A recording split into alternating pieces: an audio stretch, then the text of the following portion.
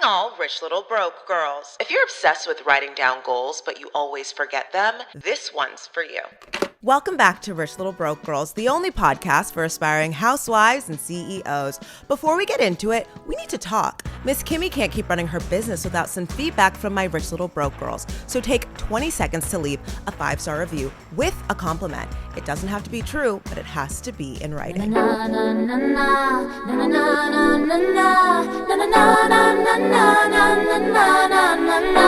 Hi, ladies.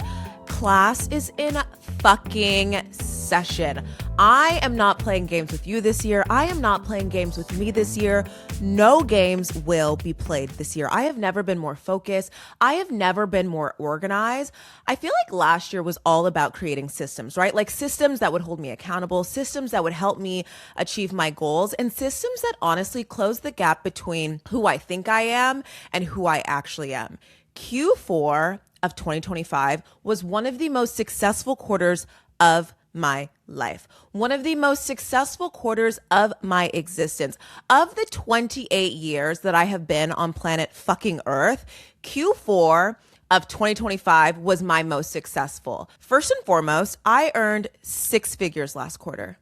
6 figures in 3 months. I don't even think I've earned 6 figures in 12 months in my whole entire life. I was also listed on Forbes 30 Under 30 for everything that I'm building with the Rich Little Broke Girls. And honestly, the moment that I am most proud of, I interviewed Vice President Kamala Harris on this very podcast. And if I'm being transparent, like if I'm being very transparent with you guys, none of these things happened by accident, right? Like none of these things just fell in my lap.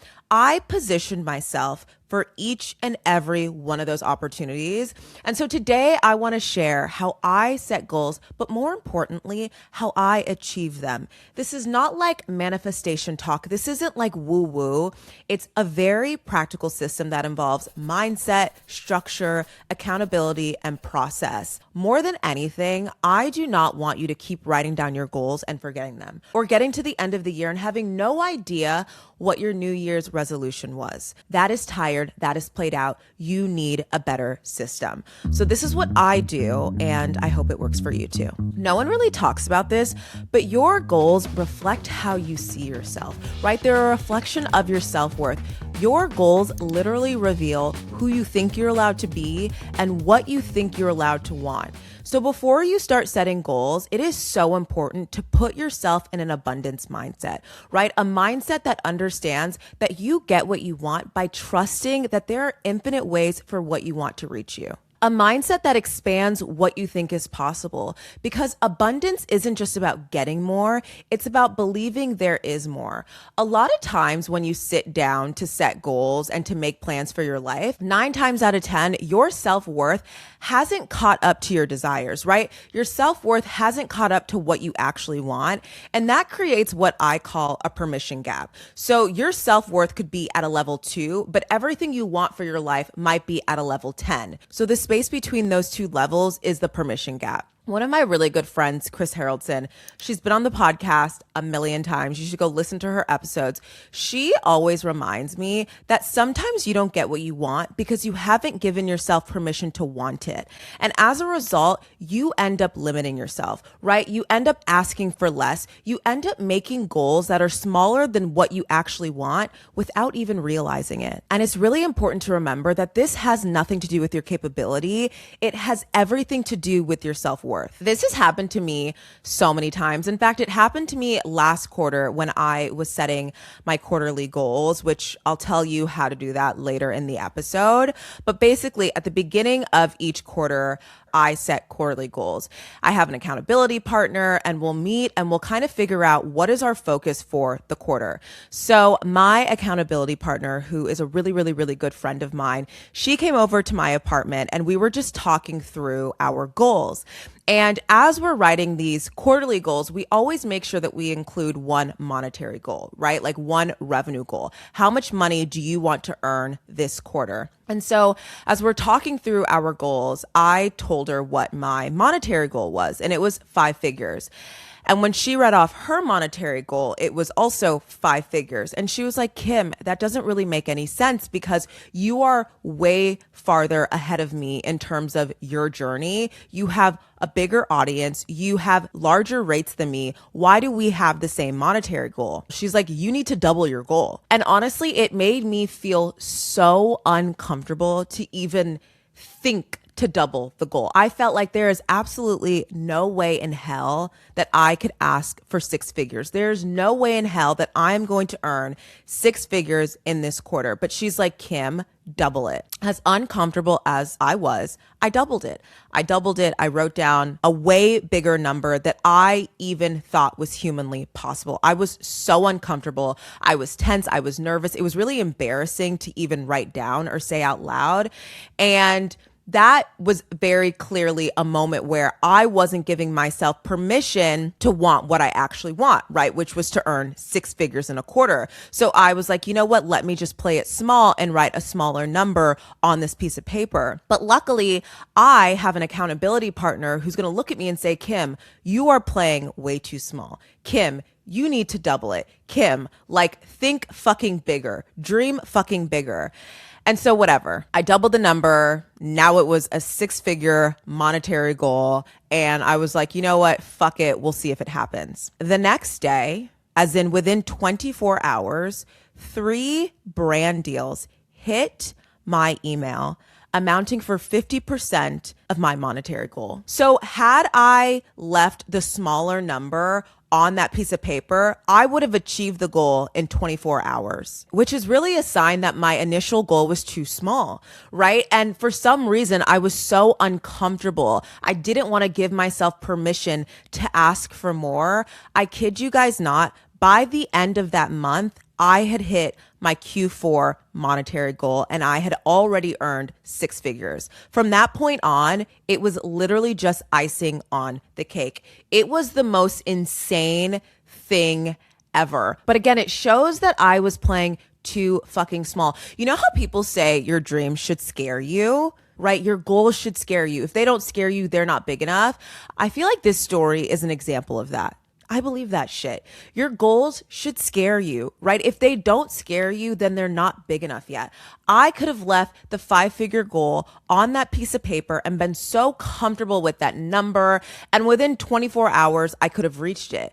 But instead, what I did is I wrote down the number that scared me. And by the grace of God, Allah, the universe, whoever the hell you pray for, at the end of the month, I had achieved the bigger goal. So when you think about closing this permission gap, right? The gap between your self-worth and what you desire, I think there are 3 things you should consider when goal setting. The first is what I like to call the flinch test. When you write down a goal, you need to pay attention to when you get tense or when you get nervous or uncomfortable or when you hesitate or when you feel embarrassed for even writing that goal down. That is the fucking goal. That's the goal, and you need to lean in because your goals absolutely need to make you uncomfortable. Your goals absolutely need to scare you. Your goals need to be so fucking big that you flinch. Your goals need to be so fucking big that you get nervous. That is a good sign, and that is the fucking goal. Okay, number 2, when you are goal setting, you need to consider when you are giving yourself the no. I have talked about this so many times, but there are so many moments for me specifically, and I'm sure so many of you guys listening can relate to this, but there are so many times when we give ourselves the no for other people. Like we won't even send the email because we're convinced that there's no way in hell that they're going to respond to the email. We won't even make the ask because we're like, there is no way in hell that they are going to agree to this. We won't even go out for the job because we're like, there is no way in hell that I am going to get the job. We won't ask for the promotion because we're like, there is no way in hell my boss who fucking hates my guts is going to give me a promotion. But you have to understand that you are giving yourself the no. Like, let people say no. Do not say no for other people. Let them say no to you and then realize that if they're telling you no, they are the wrong person and you're going to go around them to get a yes. If you're the type of person that is constantly giving yourself the no, you have to realize that this is quite literally how limiting beliefs quietly manifest, right? This is how your lack of self-worth manifests into you lowering your ask, right? This is how your lack of self-worth or your low self-worth manifests into you making yourself smaller. And all of these things are really rooted in scarcity.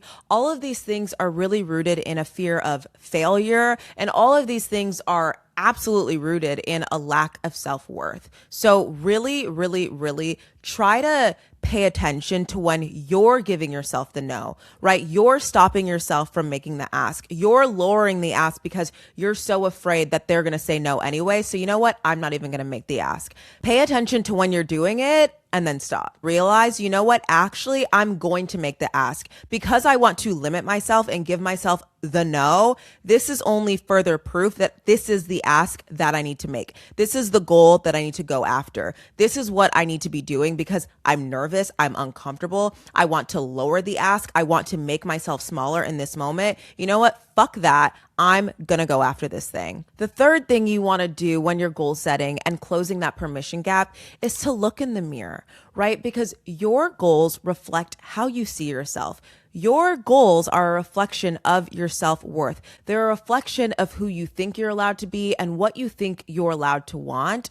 And at the end of the day, your goals should stretch your identity, right? Because if you are trying to embody this bigger version of yourself, then obviously you are going to have to stretch yourself. And so you want your goals to stretch you. You want your goals to make you work harder. You want your goals to make you uncomfortable because that is where the growth happens, right? Growth doesn't happen when you're comfortable. Growth doesn't happen when you're like, oh, I can definitely do that. No, growth happens when you're like, shit, I don't know if I can accomplish that, but I'm going to fucking try. And I'm going to stretch myself trying because I am stretching my identity to become the woman on my vision board. I am stretching my identity so that I can have a bigger life. I cannot stress enough how important it is to have an abundant mindset. When you are goal setting, it is beyond important to put yourself in a state of abundance because it's one thing to want something. It's another to believe you're allowed to have it.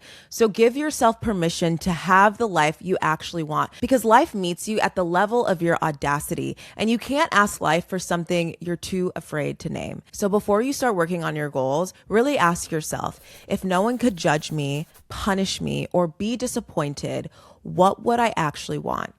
And then write that down. Once you have your mindset in check and in a good place, it is time to map out your goals, right? And to build the structure, accountability, and process to actually achieve them. So that means big life goals supported by quarterly goals that move you closer. Think about it like this. You're going to set your life goals once, followed by new quarterly goals every single quarter. And ideally, this is something that you would do alongside an accountability partner, right? Someone who will know your goals and check in with you regularly. And obviously, you will be offering them that exact same support, right? Like you know their goals and you're checking in with them regularly to support their goals. And please remember, this is what works for me. This is what I do. Take what you want and leave what you don't. Okay, so first let's talk about life goals and then we'll talk about quarterly goals. So your life goals are basically your life vision, right? Like your grand master plan. This is the direction of your life. You are going to dedicate one day, one working session to your life goals and to setting out your life plan. And so the first thing that I want you to do is I want you to write down 100 life goals. 100 life goals. Now, for the first 50 goals, I just want you to flow. I want you to riff. I don't want you to think about it too much. I just want you to put pen to paper and write down 50 fucking goals. Now, when you get to the halfway point, the second 50, I want you to assume the mindset of like, fuck you money, right? Like these are my fuck you money goals. There are no limits. Like if I were in a movie, what would I want my character to have? And the whole idea of like the second half of your 100 goals being like fuck you money goals, I just want you to expand what you think is possible, right? Because these are your life goals. And so you want them to stretch you. And a lot of times when you first start writing, you're just like really realistic and you're not really fucking going there. And so once you get to the halfway point, I want you to think yacht. I want you to think $100 million apartment overlooking Central Park. I want you to think, I don't know, I want fucking 20 kids and I want to adopt 15. Like, I want you to really, really go there. And when you're writing these life goals, I really want you to think about career, family, lifestyle, children, your future partner, education, mentors, access, right? Like, what rooms do you want to be in? What stages do you want to speak on? What organizations do you want to be a part of? What assets do you want to own? What experiences do you want to have?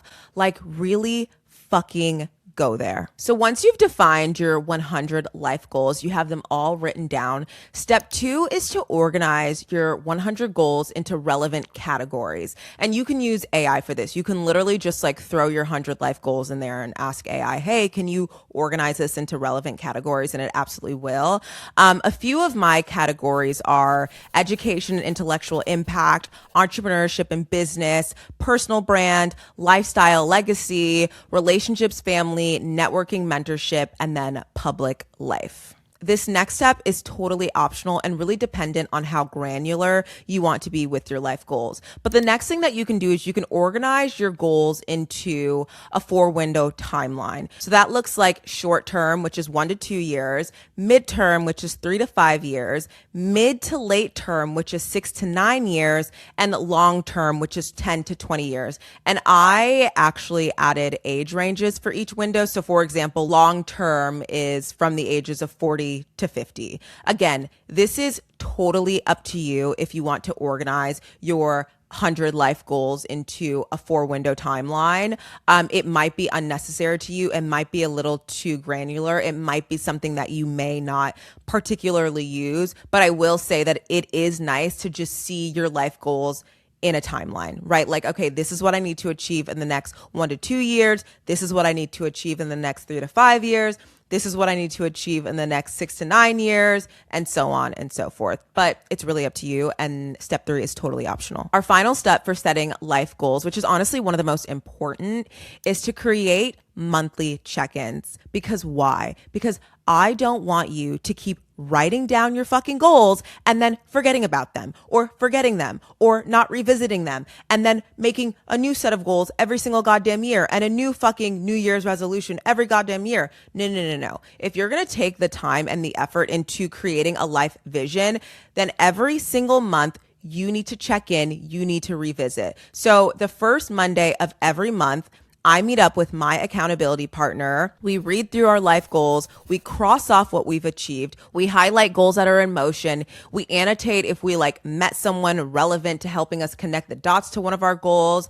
The whole idea is that this document is living and breathing, right? It's a living and breathing reference document. So you want to return to it constantly so that you can update things, so that you can say, oh my God, like, look at how the stars aligned and look at how I'm so in alignment because I met XYZ and I wrote this down in my life goals. Like, it is so important to commit your life goals to memory, right? And the way in which you're going to do that is by scheduling monthly check-ins so that you don't fucking forget them. The reality is this is your life vision. It's not a wish list, right? So it's meant to be revisited. It's meant to be refined, and it's meant to be lived with. When you're writing down 100 goals, it's not about creating unnecessary pressure where it's like, oh my God, and if you don't achieve these things, you're an absolute failure. No, it's about giving yourself permission, right? Permission to want more, permission to name it clearly, and permission to revisit it as you grow.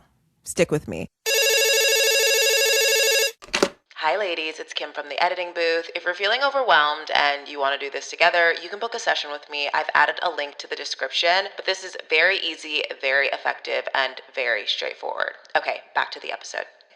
The next thing we're going to do is we are going to zoom in. Once you have your life goals mapped out, the question then becomes, what do I focus on now? And that is where quarterly goals come in. Think of it like this. Your life goals give you direction, but your quarterly goals are what move you forward, right? This is where the vision turns into action. This is the process, right? If you're starting at point A and your life vision is at point Z, this is the fucking alphabet. When it comes to quarterly goals, I like to keep it very fucking simple. So I created the 3-6-9 method. 3 months, 6 goals, 90 days, 1 discipline. There are 3 months in a quarter. You get 6 goals for that quarter. There are 90 days in the quarter, and then I threw in 1 added discipline. But basically, your 6 goals are like your 6 areas of focus for that quarter. Okay, I'm going to use my Q4 2025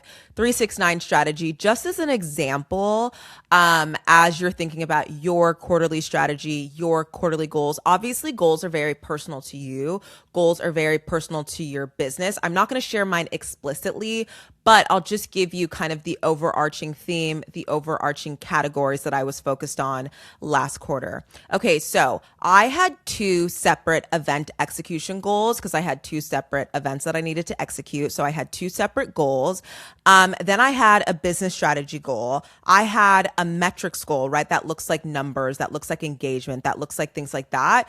I had a podcast goal. I had a revenue goal, which I spoke about earlier, and I fucking achieved that goal.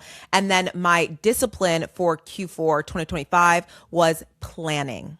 That's it. Really fucking simple, really fucking straightforward. But I cannot stress enough, goals do not work unless you see them and revisit them constantly. So I use 2 separate guardrails to really stay focused on my 369 quarterly strategy. Okay, so first and foremost are my daily reminders. So when I'm done working through my 6 goals and my discipline, I write it down on a sticky note. I start with my discipline at the top, and then I number 1, 2, 3, 4, 5, 6, and write out my goals on a sticky note. I put that fucking sticky note everywhere. I put a sticky note on my mirror. I put a sticky note on my desk. I put a sticky note by my bed. I put the goddamn sticky note all over my fucking apartment so that I am constantly met with my goddamn 369 strategy. I also update my lock screen to show my 369 strategies. So I have, again, my discipline at the top, planning, and then my 1, 2, 3, 4, 5, 6, my 6 quarterly goals, and I put it on my fucking lock screen. You can do this too. You can literally write it out on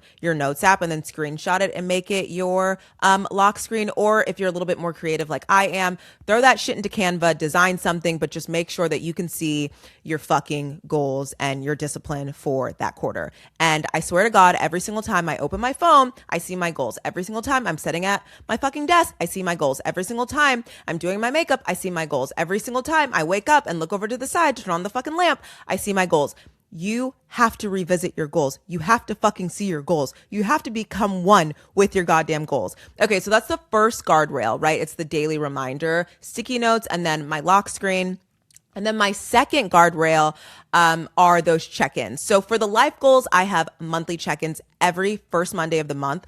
But for my quarterly goals, I do weekly check-ins with my accountability partner. So every Monday, I meet with my accountability partner and we talk through our goals. We give updates on where we stand on each goal. And we kind of like are very honest about, oh my God, this one's really hard. Oh my God, I don't know what's going on with this one. Like, it is so important to revisit your quarterly goals every single week, because again, remember, your life goal, that's the direction, but your quarterly goals, that's the process. That's what actually moves you forward. That's the actual action.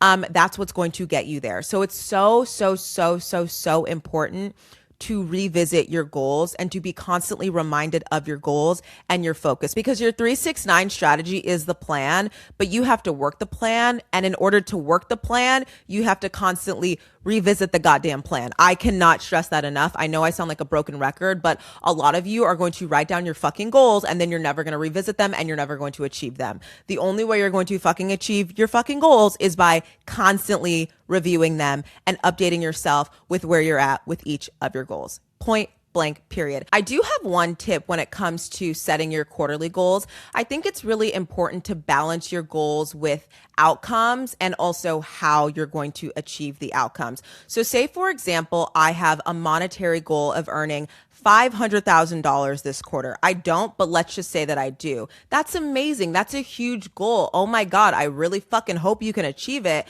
But I better also have a focus that speaks to how I'm going to do that, right? So maybe that looks like, okay, that means that I'm going to have to pitch 6 brands a week, or maybe that means that I'm going to have to post 12 collabs a month. Like, you need to also consider how you are going to achieve the outcomes that you are writing down. I do think that it is very important to have a financial goal every quarter. It is very important to have a monetary goal every quarter, whether that's income, whether that's saving. I think so many of us are so afraid of our finances. So many of us are so afraid to ask for more money. So many of us are afraid to ask for money, period. So I do implore you to have a financial goal. Like, I do think that every single quarter you should have a financial goal. I don't know what it looks like for you, but you absolutely should have a financial goal. But you should also consider how you are going to achieve that financial goal.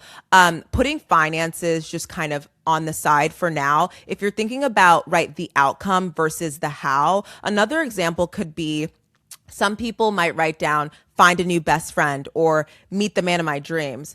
Another way of thinking through the how on that, like, okay, how are you going to find the new best friend? How are you going to meet the man of your dreams? Maybe you write down, I'm going to make 5 new friends this quarter. Or maybe you write down, I'm going to go on a date once a week this quarter. Like, really consider how you are going to achieve the outcome. Don't just be so fixated on the outcome. Does that make sense? I hope I didn't lose you guys there. At the end of the day, quarterly goals are how you execute your life vision in real time, right? Not all at once, but quarter by quarter by quarter. So be very patient with yourself. I personally did not hit every single one of my Q4 goals. I completed 3 out of the 6, but then I rolled over the other 3 into Q1, and now those are my top priorities. I know all of this can sound very overwhelming, and you can feel like, oh my God, how the hell am I going to achieve all these things? How am I going to do all these things? But having a system is very important. But what's even more important is understanding that progress isn't about finishing everything, right? It's about staying in motion. And ultimately, when it comes to goal setting, find an accountability partner, map out your life vision, set quarterly goals, and then build in time to revisit and reflect. Rich Little Broke Girls is supported by you and our brand partners. So if you love me, don't treat me like a boy, and let's make it official. Put it on record where our sponsors can see and give me a 5-star review with a compliment. It doesn't have to be true, but it has to be in writing. Ladies, it is my favorite time of the show. Dial star 67, because this is anonymous. It's time for confession session. You submit your juiciest confessions and questions to richlittlebrokegirls.com/confess, and I answer them live on the show. Our first question is from Jasmine in Brooklyn about her inconsiderate friend. She writes, I've noticed that one of my friends only reaches out when she needs something from me, like advice, but goes ghost whenever I need something in return and actively makes plans on top of important life events for me. Last week, I had a birthday dinner planned weeks in advance that she knew about, and she made a last-minute trip to LA. Am I wrong for wanting to cut her off, or am I overthinking it? Oh my God, I have had fucking friendships like that. They are so goddamn draining. And I think it's just important to fucking remember, you are not a fucking therapist and you are not a fucking doormat. Okay? Like, people act in line with their priorities. That is just the truth. That is just reality. That is the hard pill to swallow. So do not make this friend a priority if you are merely an option. And you know, these situations are not always as obvious as, you know, your friend making a last minute trip and missing your big life moment. Sometimes they're a little bit more inconspicuous. Sometimes you have to scratch your head and really wonder what is going on. And if that is you, if you are questioning whether your friend is inconsiderate, whether your friend actually cares about you, instead of like thinking yourself into a hole, just pay attention to their actions. Pay attention to people's actions, whether it's your friend, whether it's your family, whether it's a guy you're dating, your boyfriend, your partner, whatever, your boss, your coworkers. Like, pay attention to people's actions, because sometimes people just are not in a position to prioritize you. You don't have to make it about you. It's really about them. You're not in a position to prioritize this relationship right now. You're not in a position to prioritize your commitments to me right now. And you know what? That's totally fine. I honestly, at this age, would say, do not like cut this person off. Do not make it a fucking thing. just quietly fall back, right? Like stop reaching out, stop going out of your way, stop fucking inviting them to things. Like just fall back, fall back. It doesn't need to be a thing. It doesn't need to be drama. You can just fall back because this person is failing the ping pong test, right? Like you're giving, but they're not giving it right back to you. So I would just say fall back. And I'm sorry because this sucks, but you're not a therapist and you are not a fucking doormat. So do not let this friendship drain you any longer. Okay, next up we have Amy in London who sent in a confidence dilemma. She writes, I've spent most of my life being praised for being low maintenance and easy to be around. Now I feel like I don't know how to take up space. Oh, honey, take up space. This is like something that all women struggle with at some point in our lives. Like I feel like so many of you listening are like, oh my God, I've been there. Like I've been so afraid to take up space. But I cannot stress enough that you never want to be the girl that is a complete bore because she is too afraid to take up space. I said this at the top of the episode or somewhere where we were talking about goal setting and mindset and abundance and all these things. Life meets you at your level of audacity, right? I personally want the biggest life possible, right? I outline this in my life vision, but in order to achieve that, I am going to have to take up a lot of goddamn space. You cannot step into a bigger life while making yourself small. It's just not going to happen. So you have to get comfortable with taking up space. And I think some questions that you could answer for yourself, like literally pen and paper, write this fucking shit down. And then when you're journaling or doing your meditation or doing whatever the hell, like actually answer these questions. Okay, write these questions down. The first one, if I wanted more from life, how would I show up in this season of my life? That's a very important question. Number 2, am I waiting for someone to invite me to take up space? That's a good fucking question. And finally, is being liked worth delaying the life I say I want? Sit with yourself and answer those goddamn questions, all right? I think the through line in both of these questions is to pay attention to where you're being treated as optional and where you're making yourself small, right? Whether it's in friendship or confidence, your life reflects what you tolerate and what you choose. Well, ladies, if you've reached the end of this episode, I love you so deep. As always, here is your weekly pick-me-up because sometimes you just need a shot of motivation. This shot was sent over by the one, the only Brianna Weist. It reads, there are things out there so good you wouldn't know to ask for them, and you have no idea how good it can get and how good it can be. I love that quote, and it really reminds me of having an abundance mindset. So this week, I want all of us to be so grounded in an abundant mindset, right? To really push past the limits of our fear and to assume more. Because an abundant mindset is assuming there's more available than what's in front of you right now, right? More time, more options, more opportunity. We need to start assuming that there are way more options than we can see, more paths than the ones we planned, and more available to us than our fears suggest. So the next time you hit a wall, I don't want you to retreat. I don't want you to give up. I don't want you to call it the end. I want you to ask yourself, where's the next door? And then go find it. Until next time, I'll see you all so soon.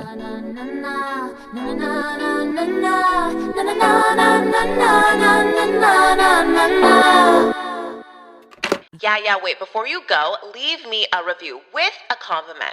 All right, if you have something negative to say, email it to me. Do not put that on the internet. All right, leave me a review.